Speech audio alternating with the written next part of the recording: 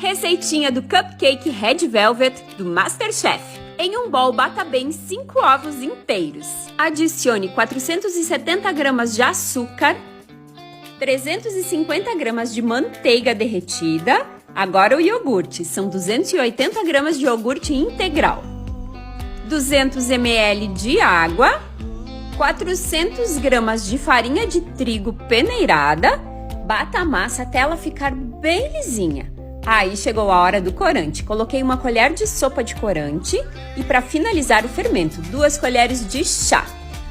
Coloque a massa do Red Velvet em forminhas próprias para cupcake. Aqui também usei a assadeira da linha MasterChef Brinox. Leve ao forno já pré-aquecido em 180 graus por aproximadamente 35 minutos.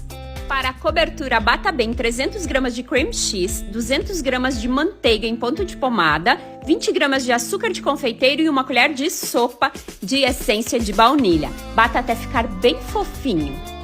Nossos cupcakes já estão assados e perfeitos. Retire um pouco do miolo e recheie com geleia de frutas vermelhas e cubra com o cream cheese.